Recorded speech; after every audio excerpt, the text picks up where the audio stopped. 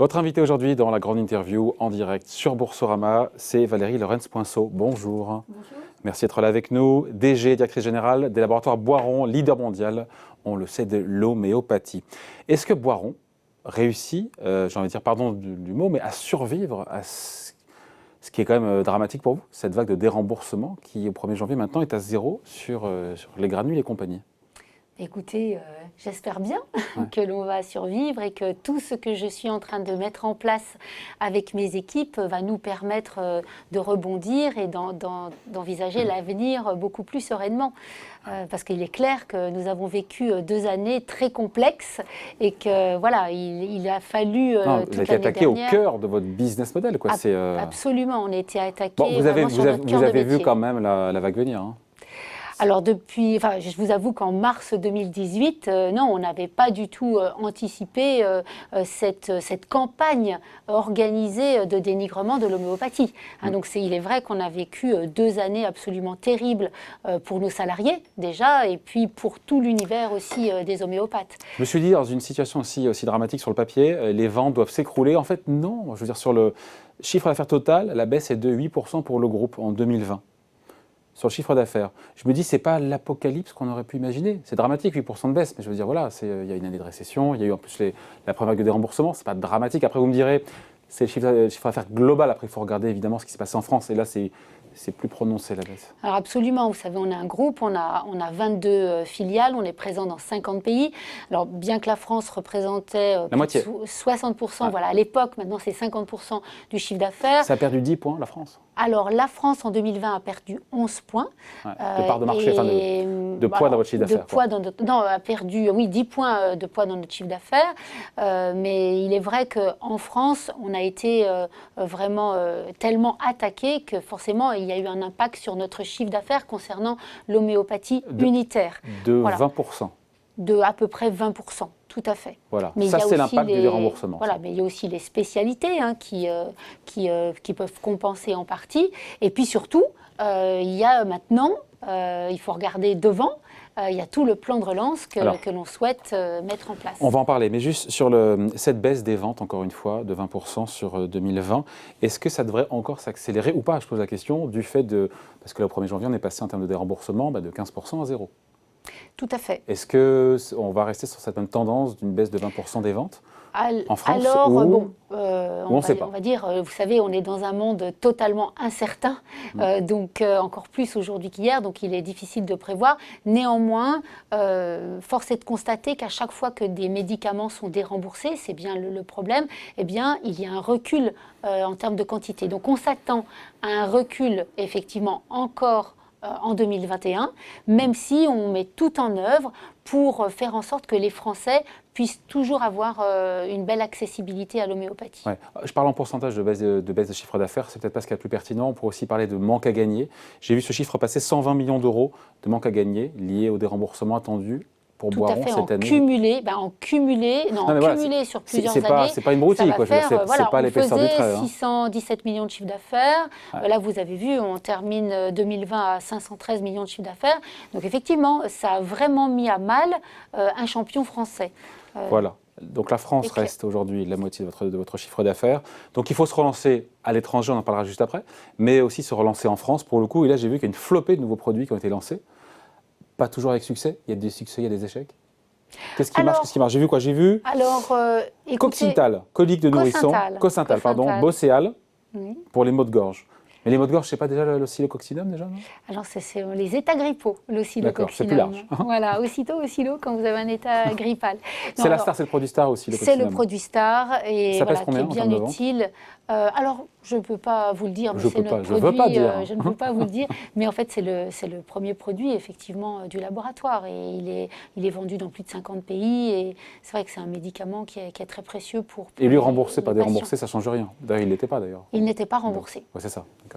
Donc alors, dans les produits qui ont été lancés, qu'est-ce qui a marché, qu'est-ce qui a moins bien marché? Alors, c'est un petit peu tôt pour le dire, puisqu'on a lancé ces produits en fin d'année dernière. On a obtenu les autorisations de mise sur le marché en courant d'année 2020. Et donc, nous avons lancé ces produits et ces médicaments homéopathiques au mois d'octobre-novembre, donc ils sont tout juste dans les rayons. Mais il est clair que Cosyntal, c'est pour les enfants, hein, les tout petits enfants, et l'homéopathie est très légitime chez les enfants. Bocéal, c'est pour les maux de gorge. Il est clair que les Français aussi aspirent à beaucoup plus de naturalité. Donc, ces produits ont eu de très bons accueils au niveau des clients, donc au niveau des pharmaciens, et on sait déjà qu'ils auront un bon accueil au niveau des patients. Parce qu'ils sont prescripteurs, les pharmaciens, c'est ça? Eh bien, tout à fait. Les C'est pharmaciens d'abord eux qu'il faut conseillent. Déjà, les patients sont eux-mêmes prescripteurs. Ouais. Quand vous êtes une maman, que vous avez l'habitude de soigner en homéopathie et que ça fonctionne très bien, vous le dites à vos amis, hein, vous le dites à vos voisins. Le bouche à oreille. Donc, le bouche à oreille fonctionne parce que c'est un produit qui marche. Voilà. Ouais. Donc, Valérie, pour les enfants, il est clair que je pense que ça va très bien continuer à très bien fonctionner, tout comme pour les femmes enceintes d'ailleurs. Il y a aussi pas mal de nouveaux produits positionnés sur le bien-être. C'est un peu notre... je ne sais pas que c'est un changement de stratégie, mais c'est un élargissement de la stratégie, le bien-être avec des compléments alimentaires, des probiotiques. C'est ça, Alors, c'est ça, moi, je n'appellerais pas ça le bien-être, parce que c'est vrai que quand vous avez des douleurs abdominales et qu'il vous faut prendre un probiotique, ce n'est pas vraiment du confort et du bien-être, c'est vraiment pour vous apporter un soin, et un soin en toute sécurité. Et c'est ce qu'on va apporter, c'est ce qu'on apporte déjà avec l'homéopathie, et c'est ce qu'on a décidé d'élargir et d'apporter avec aussi des probiotiques, mais attention, qui sont des probiotiques à la Boiron, qui sont des probiotiques sans allergènes et des probiotiques micro-encapsulés pour permettre de garder ce procédé de micro-encapsulation est très important parce qu'il permet aux souches microbiotiques d'arriver intactes dans votre intestin. Ouais. Voilà, donc on arrive avec ces probiotiques qui sont innovants, aussi avec des extraits de plantes, et puis avec aussi des compléments alimentaires comme le Mag-Nuit, qui là aussi sont très innovants puisqu'ils amènent des polyphénols, et donc les polyphénols sont encore très peu utilisés en France, et nous voilà, on a décidé de les utiliser, de les intégrer dans nos formules. Ouais. Quand je parlais de bien-être, je pensais notamment à ce baume à lèvres, Boiron, j'ai vu, au calendula, plante aux propriétés apaisantes. Non, plus sérieusement, le remède pour se relancer aussi, c'est continuer d'être dans le soin, mais d'innover tous azimuts en élargissant en bien-être pour Alors, équiper au maximum les clients. La stratégie, si vous voulez, c'est déjà de continuer à faire de l'homéopathie. Il est clair qu'on a eu ces 2 années avec beaucoup de crises successives, mais que les Français sont véritablement attachés à l'homéopathie, comme d'ailleurs les Brésiliens, les Colombiens, les Allemands aussi, et les Indiens. Donc, dans beaucoup de pays, les patients utilisent l'homéopathie. En France, ils l'utilisent beaucoup. Donc, il est important qu'en tant que leader mondial, on continue à développer l'homéopathie avec ce qu'on sait bien faire et en innovant avec l'homéopathie. Et la deuxième, le deuxième corde à notre arc et la deuxième jambe de la stratégie, c'est d'élargir un peu ce positionnement et c'est de dire, on sait tout à fait, on sait soigner sans nuire avec l'homéopathie, eh bien on peut aussi soigner sans nuire et avec beaucoup de respect, et c'est une demande importante des patients, avec d'autres produits, que ce sont les extraits de plantes, les probiotiques, les compléments alimentaires. Donc vous avez bien effectivement compris notre stratégie. Pour renforcer les défenses immunitaires, il y a des gélules homéopathiques pour le coup. Est-ce qu'elles ont eu du succès? Est-ce que c'est un produit qui a été boosté depuis le début de la crise? Absolument. Donc c'est laquelle d'ailleurs? Cette année, alors je ne suis pas homéopathe pour vous le dire, mais je vais quand même vous donner quelques conseils, quelques informations. Il y a des souches homéopathiques et donc des médicaments homéopathiques faits à base de ces souches qui sont très utilisés par les homéopathes quand il y a un besoin de renforcer l'immunité. Ça va être sérum de hyacinthe, phosphorus, echinacea, thymuline. Voilà, donc ce sont des médicaments homéopathiques qui ont été beaucoup utilisés à partir du mois de mars par les patients qui connaissent l'homéopathie ou par les médecins homéopathes et qui continuent à être utilisés pour, prévenir un peu tous ces problèmes de virus. Ouais. C'est une question qu'on vous a posée un milliard de fois, mais je vais quand même la reposer aussi. Vous êtes convaincus des bienfaits de l'homéopathie, tous celles et ceux qui l'utilisent aussi. Et après, en préparant l'interview, je suis retombé sur la haute autorité de santé qui dit que, alors j'ai plus la formulation en tête, mais en gros que scientifiquement, c'est pas prouvé. Alors, pour moi, c'est Et donc, il y a plein de gens bien qui disent, évidemment... ok, d'accord, c'est quoi? C'est les charlatans, gna, gna, Voilà. gna, gna, gna. Effectivement, je n'ai pas vraiment envie de revenir tout cet épisode de la Haute Autorité de Santé parce qu'on Non, mais pourrait pour ceux qui sont rester des heures. dubitatifs, parce Mais qu'il pour faut aussi convaincre En celles et fait- ceux qui ne sont pas vos clients, qui potentiellement peuvent le devenir. En fait, premièrement, l'homéopathie est née de la science. Deuxièmement, il y a de nombreuses études en homéopathie, on en a fourni beaucoup. Troisièmement, il faut la pratiquer, l'homéopathie. Non, mais qu'est-ce qui est Donc- irrecevable dans les arguments de la Haute Autorité de Santé qui fait foi et qui fait loi? Vous savez qu'on a déposé un recours au Conseil d'État Et alors? et on n'a pas obtenu gain de cause pour les Ouais, mêmes raisons. C'était en fin d'année. C'était en fin d'année, mais pour moi, l'homéopathie fait la preuve de son efficacité dans beaucoup de domaines. Et on a des études là-dessus. Et on a aussi des études de pharmacoépidémiologie qui sont conséquentes et qui ont fait l'objet d'expertises internationales.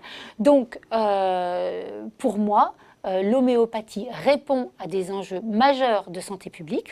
D'ailleurs, 76% des Français, c'est pas moi qui le dis, ce sont les données, j'allais dire là aussi, qui sont scientifiques, font confiance en l'homéopathie et utilisent l'homéopathie. Vous imaginez bien Et ça qu'une coûte mère pas de si cher. Et ça famille... coûte pas aussi cher que ça à l'assurance maladie, c'est ce que vous Alors, essayez de montrer aussi. Non, hein. alors juste je termine. Une mère de famille, une femme enceinte, quelqu'un qui a des problèmes sérieux, elle ne va pas continuer à utiliser l'homéopathie si ça ne fonctionne pas. Hein. Ensuite de cela, le coût pour l'assurance maladie était totalement neutre. Hein, en 2020, le coût pour l'assurance maladie, du fait de la franchise D'où il sort le chiffre médicale... de 170 millions d'euros? Je parle de mémoire là.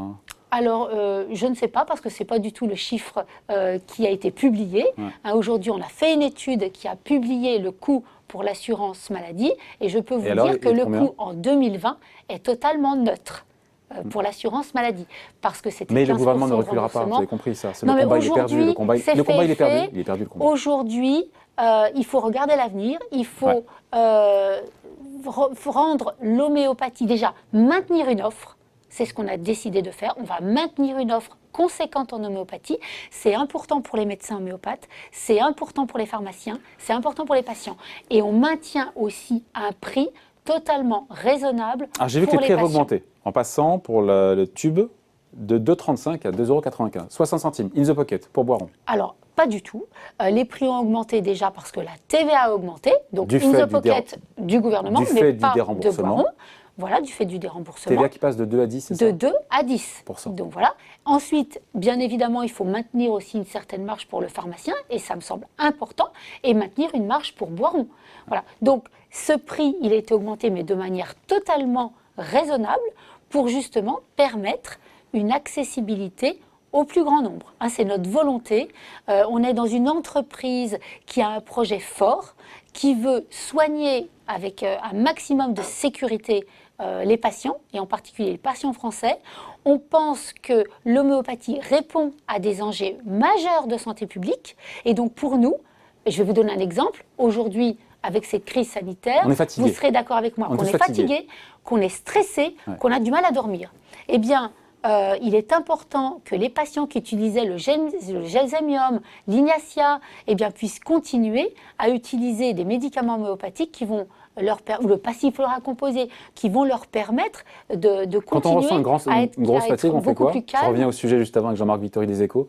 Quand on se sent fatigué, un peu Ça va exténué. dépendre de votre fatigue. Hein. Je ne suis pas médecin homéopathe, mais alors s'il y a une fatigue qui, on va dire, va être liée à un problème viral, ben, c'est clair que c'est Non, c'est plutôt le moralement psilococcinum. exténué, d'avoir du mal à voir le bout Eh ben, du tunnel, vous même avez s'il y a une petite le lumière qu'on voit. gelsemium. Alors, il faut consulter, bien sûr, un médecin homéopathe ou voir avec votre pharmacien. Bon. Mais il y a des grands médicaments homéopathiques Vous en prenez, du vous? stress. Vous en prenez, vous? Ah bah bien Vous évidemment. prenez quoi?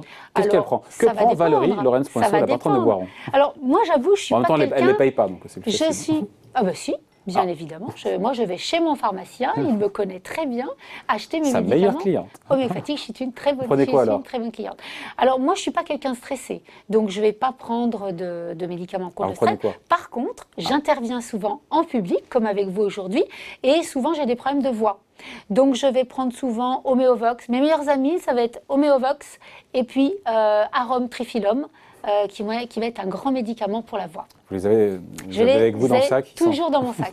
Bon, absolument. Un petit mot, il faut parler de l'expansion à l'international, parce que si finalement vous limitez la casse, Valérie Lorenz-Poinceau, cette année, c'est parce qu'il y a l'Amérique au sens large. C'est ça, l'Amérique du Nord, Canada, Brésil, Colombie. Mais aussi le Brésil et la Comment Colombie. expliquer la bonne tenue de ces marchés? Et c'est ça qui vous sauve l'année? Parce que dans ces pays, il n'y a pas eu déjà ces attaques que l'on a pu avoir en France. Et puis, il y a une antériorité, il y a le fait que l'oscillococcinum est vraiment reconnu comme un médicament qui peut aider. Et il y a eu beaucoup de pathologies en début d'année dernière, en particulier en Amérique du Nord, qu'au Brésil, si on prend cet exemple, il y a de nombreux homéopathes qui sont des spécialistes d'ailleurs dans ce pays-là et qui, utilisent bien évidemment l'homéopathie. Et il y a surtout des patients qui aiment utiliser ce genre de thérapeutique parce que c'est une thérapeutique qui, dans leur quotidien, leur rend service et qui, en plus de ça, est totalement dénuée d'effets secondaires. Donc, dans ce monde, comme on le vit en ce moment, qui est incertain, qui est anxiogène, qui nécessite une certaine sécurité, eh bien, le médicament homéopathique est très recommandé, est très utilisé. En cette année de riposte, cette anxiété, elle est partout, mais elle est aussi chez les salariés, pour le coup, de Boiron. Pourquoi? Parce que vous avez vous séparé de 650 collaborateurs, je parle sous votre contrôle, qui sont en CDI. C'est un quart des effectifs qui sont en France. Et quand on se dit que le groupe, au final, a vu son chiffre d'affaires baisser de 8%, certains se diront, mais cette saignée, elle n'est pas un peu démesurée? 8% de baisse du chiffre d'affaires, un quart des salariés en France qui vont prendre la porte. Alors, vous l'avez bien dit, c'est en France. Et en France, nous avons été très attaqués depuis 2 ans. Et ce sont les médicaments en France qui ont baissé. Donc, il est clair que c'est toute l'activité en France qui a été mise à mal. Ce qui a été moins le cas dans les autres pays. Et donc, il est absolument navrant d'être obligé d'en arriver là, mais il est clair Vous n'aviez pas le choix. On n'avait pas le choix parce qu'il y a eu une baisse telle de l'activité qu'il fallait bien réajuster. Et il est de notre responsabilité de réorganiser une entreprise qui a vu son activité baisser. Donc on était obligé de repenser nos organisations et effectivement de fermer 13 sites, 12 sites de distribution et un site de fabrication. Donc cette réorganisation, on est en plein dedans. On a fermé le site de Belfort jeudi dernier, on ferme le site de Pau demain et on va fermer le site de Brest la semaine prochaine. Et il y a l'usine Boiron de Montrichard aussi qui fermera. Il y a aussi Montrichard qui va fermer en fin d'année. Ouais. Voilà, donc c'est la mort dans l'âme de faire ça, non? C'est la mort dans l'âme. Je peux vous dire, j'ai les salariés, donc tous les lundis, j'organise une réunion par distance avec les salariés de ces sites. C'est vraiment très émouvant parce que vous avez des salariés qui n'ont connu que Boiron, qui ont été dans l'entreprise depuis 40 ans. Pour eux, c'est un déchirement de devoir quitter cette entreprise. Donc, on a passé beaucoup de temps durant cette année 2020 à trouver tous les moyens financiers et humains de les accompagner au mieux. Et tout le début de l'année là, va être consacré à l'accompagnement effectivement de ces salariés. Accompagnement qui veut dire donc plan social, plan de sauvegarde de l'emploi, accompagnement sur le plan financier, mais aussi on les a beaucoup accompagnés pour pouvoir trouver la meilleure voie possible pour eux. Bon, il nous reste quelques secondes parce qu'on est sur Boursorama. L'action Boiron perd 50% sur 3 ans, 35 €. Donc, ça veut dire que le plus haut était à 70 pour ceux qui savent compter. Est-ce que Boiron, pour le coup, aujourd'hui est sous-valorisé au regard de la riposte en termes de business, de stratégie de développement, avec tout ce qu'on a dit, l'international, les nouveaux produits, etc. Ou c'est pas illogique au vu des vagues de déremboursement qui pèsent sur votre activité? Écoutez, comme vous l'avez compris, on est une entreprise résiliente et on a tout un plan de relance qui est en cours et qui va porter ses fruits à mon sens très vite, puisque les 13 sites ferment cette année.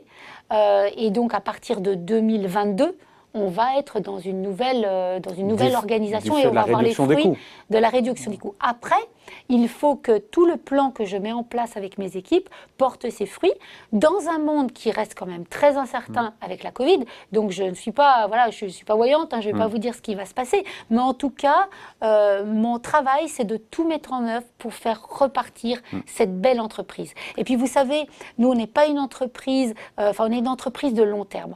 On a une entreprise qui qui appartient en majorité Oui. à la famille Boiron. C'est une entreprise solide, c'est une famille solide qui a un projet de long terme. Et si vous regardez notre cours de bourse, c'est un cours qui se travaille sur le long terme. Voilà, c'est Enfin, pas sur une 3 ans, c'est moins entreprise. 50. Hein, quand même.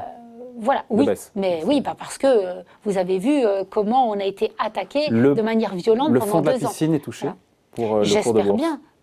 J'espère bien. On va voir sur cette année comment on a. Cette année va être encore une année charnière, puisqu'on n'a encore pas fermé nos établissements et on n'a pas encore les fruits de tout notre plan de relance. Je pense que 2022 va être l'année de notre nouveau départ. On n'attendra pas d'ici là pour se revoir. Merci d'avoir été avec nous, Valérie Merci à vous. Lorenz-Poinceau, directrice générale donc, des laboratoires Boiron, invitée de la grande interview en direct sur Boursorama. Merci.